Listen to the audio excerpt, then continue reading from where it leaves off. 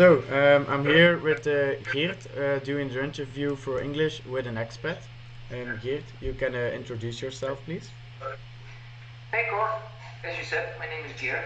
I'm a Belgian national. I'm living abroad. Currently, I am living in Bangladesh, Yeah. in Dhaka. Previously, I lived 7 years in China, in Ningbo. And before that, I also lived 15 years in the UK, in the Midlands. I'm representing my own company, Yes. Raw Management. We're specializing in bespoke textile. Okay. And I'm currently representing a Belgian brand called Stanley and Stella, which is a 100% sustainable brand. Not just sustainable in the fact that we use organic cotton or that we use recycled materials, Yes. but also sustainable in regards to gender, in regards to people, paying salaries and creating the right working atmosphere for the workers. So that's me. Okay, I'm going to start with the living abroad part.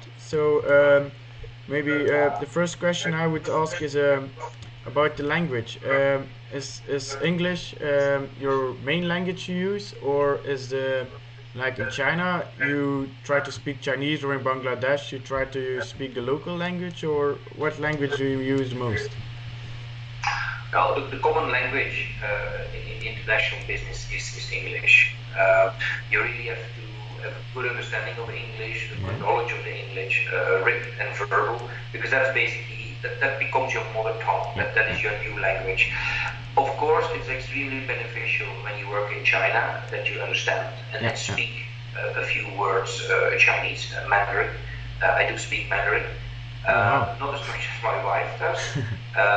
We took 2 years private education on Chinese, and it really helps. It helps your understanding, it helps you talking to people, but still the common language to do business is English. Also in Bangladesh, you need to have a little bit of an understanding, just to feel, to get the drift of the conversation, to know this is not going right.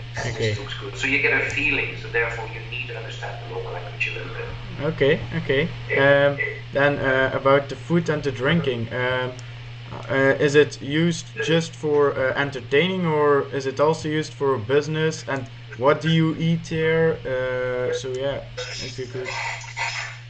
It very much depends on the country. At the moment, I'm in Dhaka, Bangladesh. There is no alcohol. Bangladesh is a strict Muslim country. Despite, I feel it's a very moderate Muslim country, but there is no alcohol. Having dinners here also due to the issues we had and 2 years ago with the attacks we had on foreign expats in Dhaka, going out is not really something we do in Dhaka. In China, on the contrary, there every business meeting is finished with a meal, is finished with quite heavy drinking. And kampe means bottoms up. This is something you do, and as a visitor, as a foreigner, you have to do it with everybody one by one. So you better learn to drink when you do business with China. Also food. Here in Dhaka, it's mainly Indian. That's the best thing for you to compare. Don't tell Bengalis I told you it's Indian, because they say no, it's Bengali. But it's very similar. It's a lot of curries, it's a lot of dal, lentils, a lot of vegetables, so you could become quite easy vegetarian here. Again, in China you eat everything.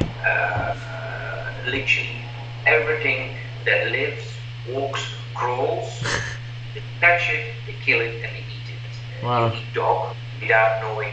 They always want to feed you crazy things. When you walk into a restaurant in Qingdao, there's a sea lion, there's 2 sea lions. Sea lion, wow. And you look at them and you say, oh, look at nice, and you take pictures. You like sea lion? Yes, very nice. Okay, 2 sea lions. So you have to be very careful, because immediately you're going to play. So luckily, we do not eat the sea lions, but you do eat sea cucumbers.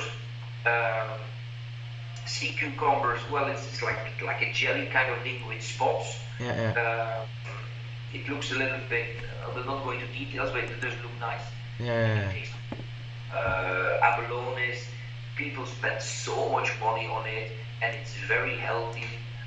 You eat fish eyes, you eat Fish eyes. bones from animals, testicles, and the more strange it is, the more they think it's important for your health or it's an aphrodisiac. Yeah, okay. You And do you like the food that they give you, or is it more like disgusting? Some of the food I like, but the special things, you know, once you've tried it, once you think, okay, I've done it, Yeah. that's it. One of Never the again. popular things that they always want to feed to foreigners is, for example, a hard-boiled egg, Yeah. and then they boil it, Uh-huh. and then they put it in the ground for minimum 4 months.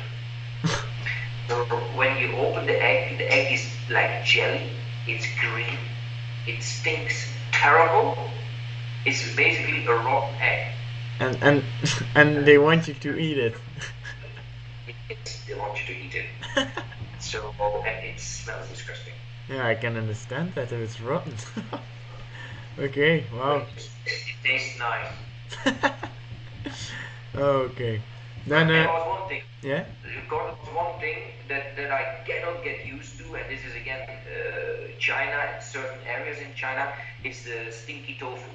Yeah? You know, the tofu, Yeah. but then they call it the stinky tofu. It's terrible. It stinks like crazy. I can eat it. I don't like it. But all the rest I eat. Okay, okay. Then more business related. About is there I'm going to assume there's a lot of difference in the working, like maybe women that don't can or can't work or aren't allowed to work or child labor or how is it there? In, Well, working conditions is very different. It's a total different culture. yeah, Here in Dhaka, my first day of the week, for example, is a Sunday. yeah, So I start working on Sunday. Friday is half a day, and most factories are starting again on Saturday. So yeah. they don't have the weekends that we have in Europe. China is a little bit more westernized. Okay, What I mean with that, they they work Saturday, but they normally stop on Saturday about 4 o'clock. Some factories at lunchtime, and then okay. Sunday is off. So they're a little bit more in line with us. But one thing, what I really cannot get used to, and something that I'm trying to address, also the reason why now I'm only working with sustainable factories, Yeah. is the fact that the labor conditions are very often atrocious, Yeah. especially in China. Yeah. Okay. There's a lot of child labor, despite that nobody talks about it and always looks at Bangladesh. Yeah. Now, trust me, in Bangladesh there is no child labor, Oh wow. but in China there is a lot. We used to produce in North Korea, In we used to North produce Korea. in prison, and the labor conditions, they're not nice. Yeah. Okay. Yeah. I can understand that. So in North Korea, I thought they were mostly separated from the world. But but not. That's what the Western world thinks.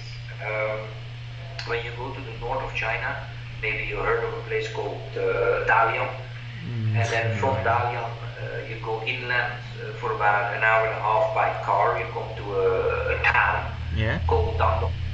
In Dandong there is a bridge where you cross the river, and when you cross that bridge you're in North Korea. So it's Wow. very easy to go to North Korea. Once you cross the river, you come into an area called Sinizo, and Okay. then from Sinizo you go anywhere in North Korea. A lot of European brands, Belgian brands, Dutch brands, or German brands, high Yeah. street names are producing in North Korea. Oh, okay. It's simply produced in North Korea. It comes back by truck to Dandong, and it's labeled made in China. Oh wow. I didn't know that. Wow. That's something I learned today. Oh Maybe wow. you should come with me one day. I think I would do it. It would be nice. I think.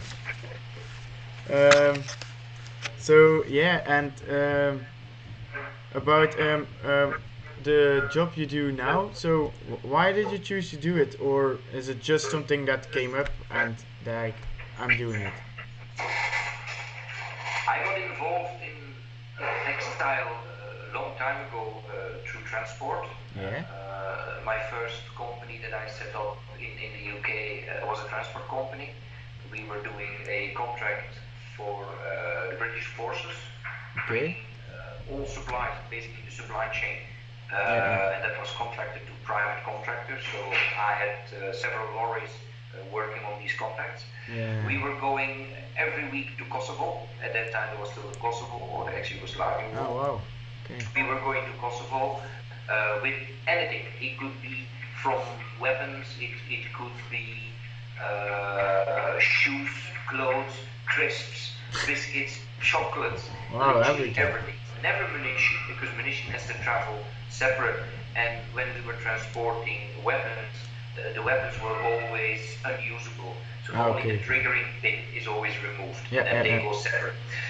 But when the lorries were empty in Kosovo, in Pristina, of course I am there, I want to make money. I was looking for somewhere on the way back to Europe, to the UK, if I could find something to bring back. Yeah. And this is how I got involved in fashion. We were coming back overland, so on the way out we were going by boat through Italy.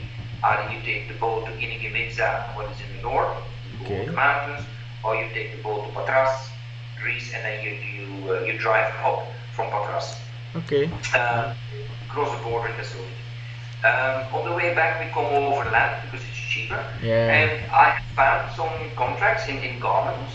One of my first contracts was for a fashion brand called Morgan Dutois, where we had to bring back ready-made fashion produced in the ex-Balkan to Paris and to London.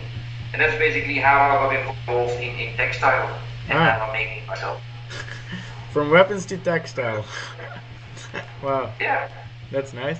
And then, as a conclusion, so the job you do now, the traveling, the textile, would you do it again if you knew what you know now?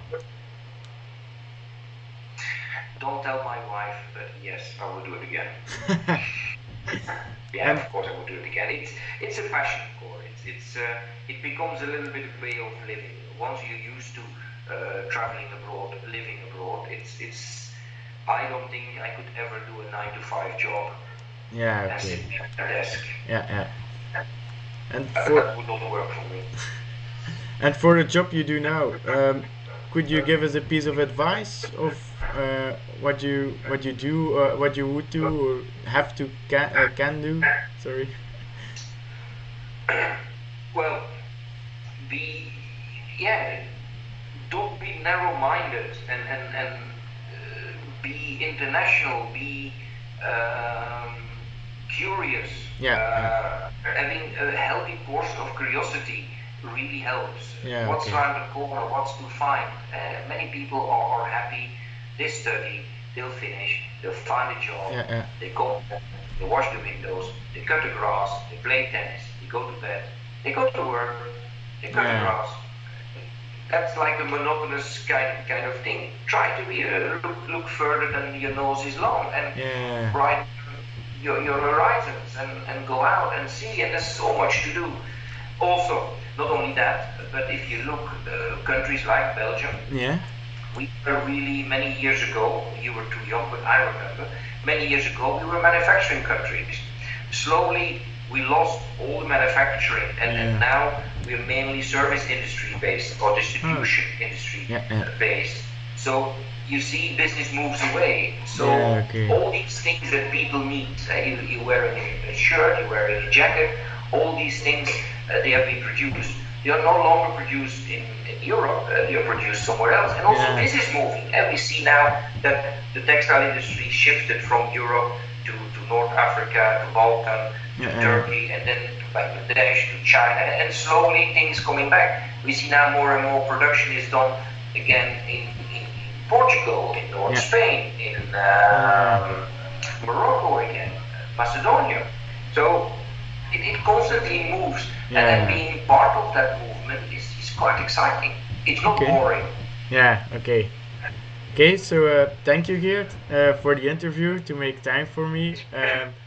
I hope you can sell a lot of things and enjoy your work most of all. And yeah, I hope you see you. I see you soon. Maybe you should propose your lecturers to come with me on a trip, because that would really open your eyes, and it would of course stimulate your English. It would stimulate your interviewing skills. So maybe an Yeah. idea to speak to your lecturers. Okay, I'll Join tell them. them. Thank you. Hey, Cor. See you soon. Take care. Yeah.